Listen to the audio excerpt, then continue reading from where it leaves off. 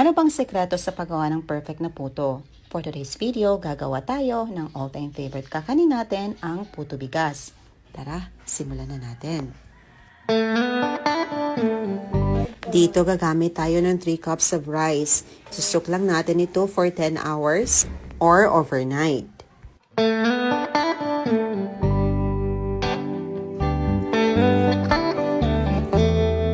After 10 hours, ito na ang ating nasuk na rice. Naging malambot na siya at madali na siyang durugin.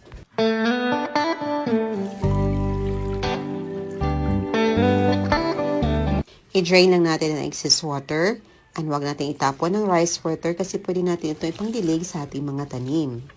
This will serve as our organic fertilizer. Dito, since wala akong available na food processor at malaking blender, pinapagiling ko siya at bumili na din ako ng 1 grated coconut.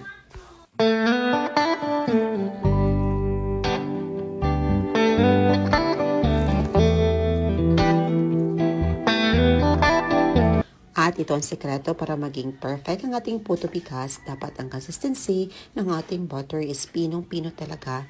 At wala na tayong makapangpurong bigas kapag tinest natin ito. Dito nag-add lang tayo ng 1.5 cups of coconut milk. Mix lang natin para ma-fully combine ang lahat ng mga ingredients. Nag-add tayo ng 1 large egg.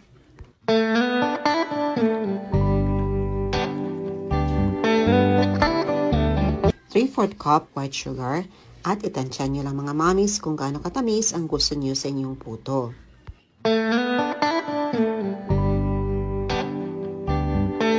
One teaspoon fine salt at saka 1 teaspoon of vanilla.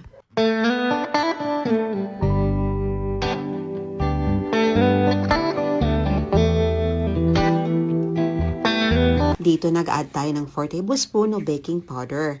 At mga mommies, minix ko muna ng konting ang ating powder para walang kumpul-kumpul na mamumuo sa ating mixture.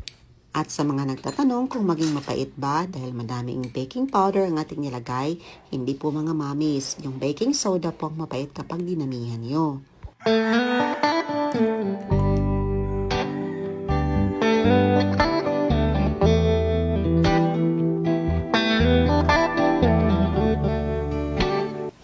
At dito sinif lang natin ang ating mixture para make sure na maging pino talaga ang texture ng ating butter. Dito gagamit tayo ng dahon ng saging dahil mas mabango ang ating puto kapag dahon ng saging ang ating ginamit as liner.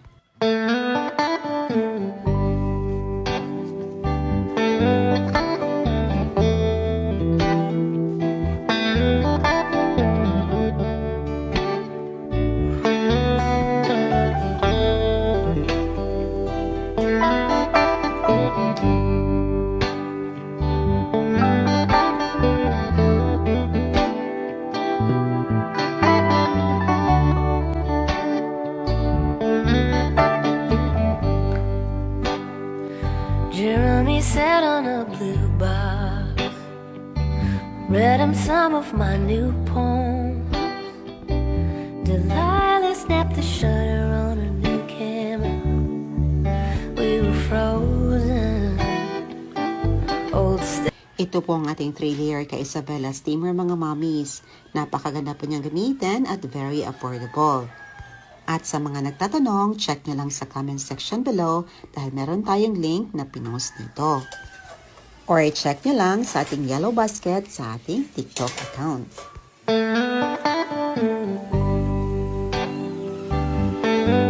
Isa-steam lang natin ang ating puto for 30 minutes over high to medium heat. And make sure i-cover nyo ang lid ng clean cloth para hindi maging tikoy ang inyong puto. At para maganda ang tubo nito dahil isa rin ito sa sikreto para maging perfect ang ating puto. Dahil ito, ang first batch, nalimutan kong i-cover ang lid at naging tikoy ang ating puto mga mommies. Kaya huwag niyong kalimutan na i-cover ng clean cloth para walang excess water na mapunta sa ating mixture. At ito namang third batch mga mommies, hindi ko ginamitan ng dahon ng saging at hindi na ako nag-spread ng oil para maganda ang tubo ng ating puto.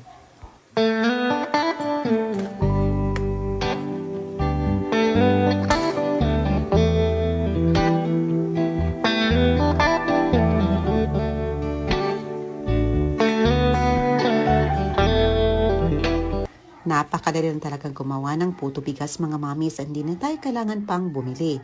Gawin nyo ng proseso nito at makahain na tayo ng masarap na merienda sa ating pamilya. Ang size pala ng photo molder natin mga mamis is medyo malaki siya. Nasa 5 to 6 ounce. Kaya ang cooking time is nakadepende din yun kung gaano kalaki ang photo molder na ginamit yung mga mamis. Ayan lang po mga mamis, so hoping nyo subukan ang ating recipe.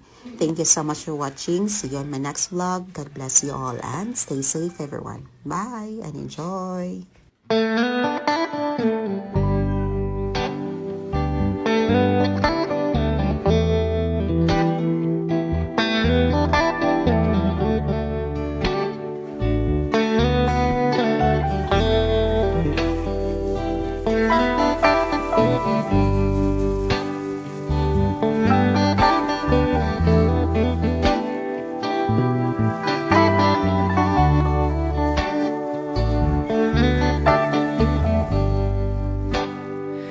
Jeremy sat on a blue box, read him some of my new poems.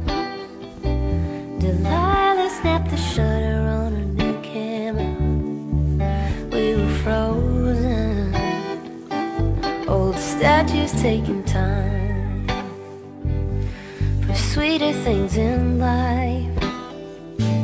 Not sure we've ever had that kind of time again. Looking back, flipping pages, waiting for the sun to come up. Thinking back, it's been ages, didn't know if we would give up. A day for building forts and trees, sing a song to the buzzing bees.